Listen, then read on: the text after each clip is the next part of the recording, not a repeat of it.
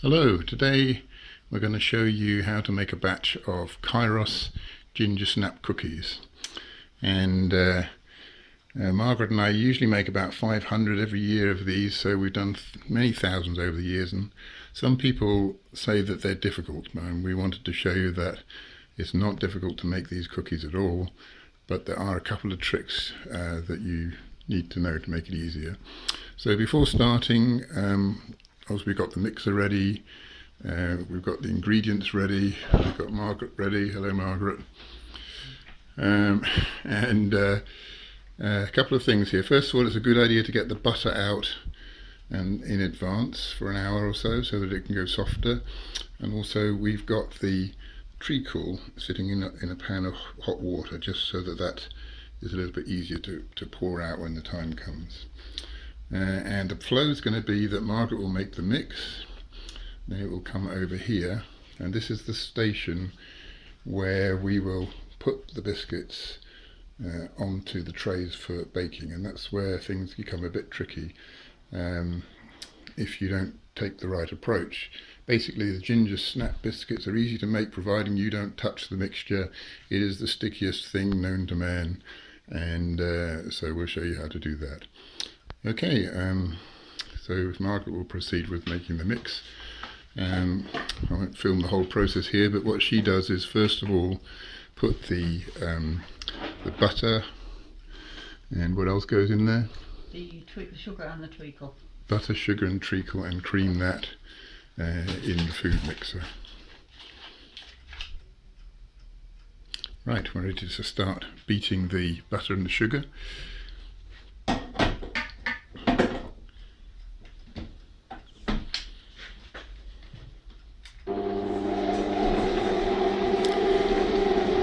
And Margaret first of all beats the sugar and the butter first, and then adds the treacle.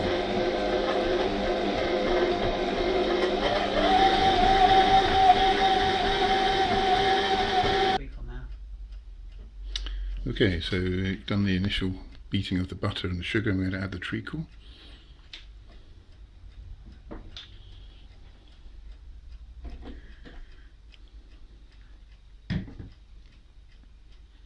And Margaret's weighing with one of those scales where you can zero and then measure the next ingredient.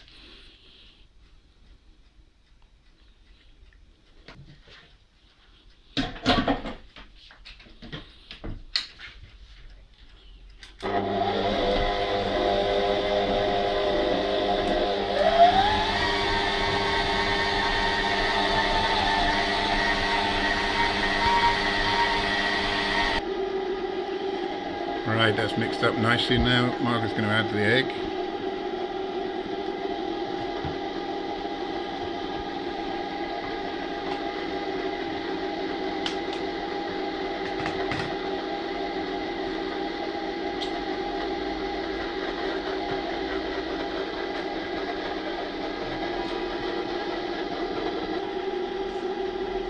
Okay, so that's beaten up nicely. Right, now Margaret's going to mix up the dry ingredients, and when we do 500 we do this with four people in a sort of bit of a production line, and we have one person making the mix, one person scooping the cook the dough out, one person forming the biscuits, and another person dealing with the oven. And in that case Margaret would weigh the dry ingredients out at the same time that the mix is running, but we didn't do that today. We're going to do this essentially just as you might at home with a single person, although there is one stage here where it's quite helpful to have a second person, but not absolutely necessary. So basically Margaret's going to weigh out the dry ingredients and then filter those into the mixer to complete the mixture.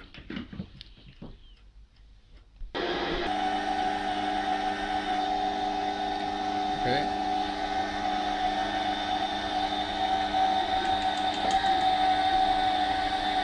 So there it is, the completed mixture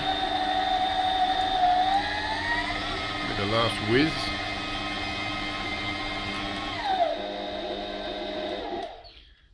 scrape it off the beater and into the pot.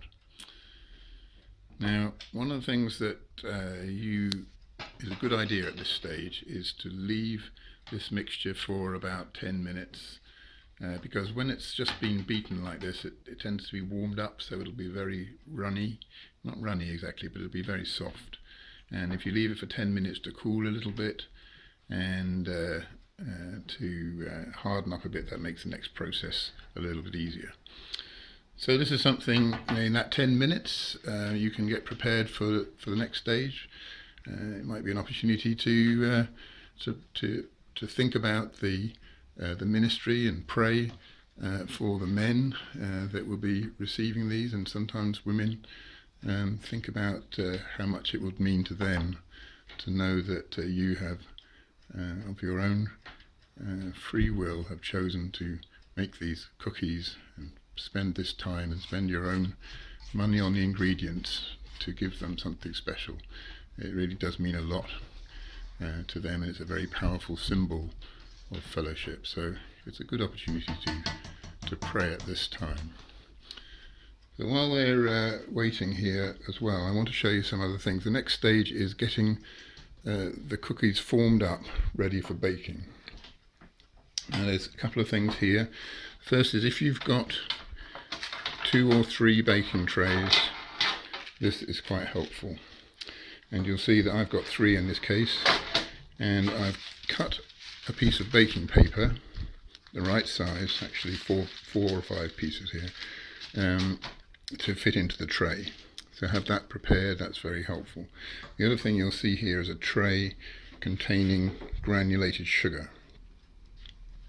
So the process we're going to use here to get the dough out of the bowl and onto the trays is to have a scoop.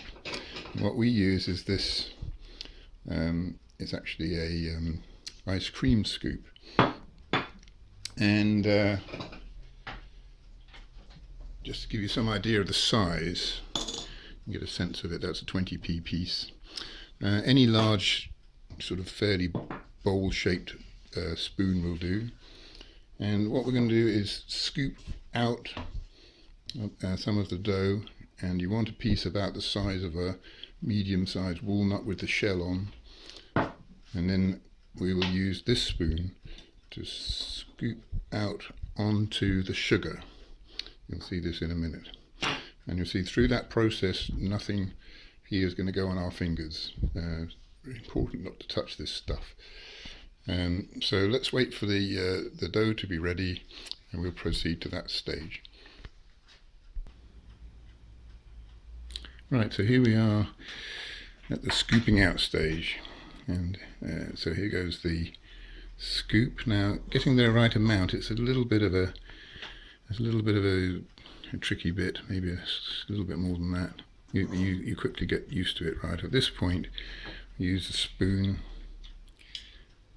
and scoop it onto the sugar. There it goes. Now, it's very helpful at this if you have 2 people, because the second person can now be doing this operation of putting the sugar on while the first person is getting another scoop ready. But basically, put a little bit of sugar on top and then just roll it. So you can see it's not sticky now because it's got the sugar over the top, and then place it onto the baking tray.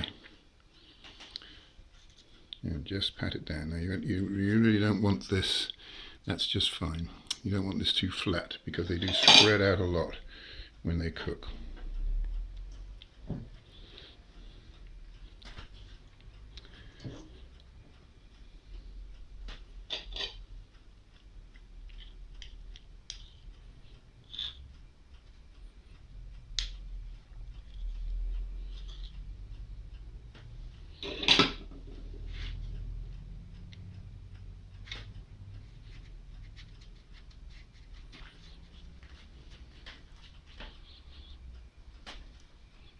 What we're going to do with this tray, it obviously depends on the size of your tray, but we will put 10, 2 rows of 8 down the sides and 2 in the middle. Right, so here we have 8 cookies ready to go. I did say 10 earlier, but we decided based on the size of the trays to have 8 instead. So going into the oven, if I can get the door to stay open long enough. There we go. And the oven's at gas mark 5 or 190 degrees centigrade, and they'll cook for about 12 minutes, but we'll move them down after 6 minutes. We'll move them to the lower tray. Okay, 6 minutes later, what I'm going to do is move this tray to the bottom.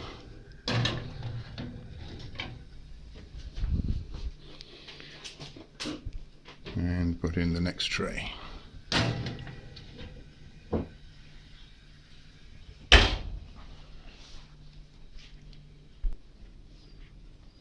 Okay, 12 minutes. So now I'm going to take out the bottom tray. Just put it on top for a moment. Move that tray down. And put in the next batch.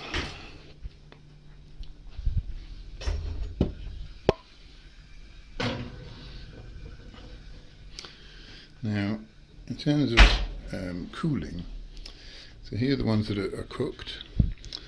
They look fine. They will be very, very soft at this stage, so it's important not to touch them. What we'll do is give them about a minute or two for their preliminary cooling, and then we'll transfer them over to one of these wire trays where they'll be able to cool. We'll just do that in a minute. Okay, so what I'm going to do now is just get this fish slice onto the corner. Lift that up. And then what we want to do is get hold of the corner like this. Slide it out onto the cooling tray, and then we've got that baking tray which we can use for another batch of biscuits. So here we are, 40 ginger snap Kairos cookies. Wasn't really that bad, was it? No trouble at all. And they smell gorgeous, and they taste gorgeous too.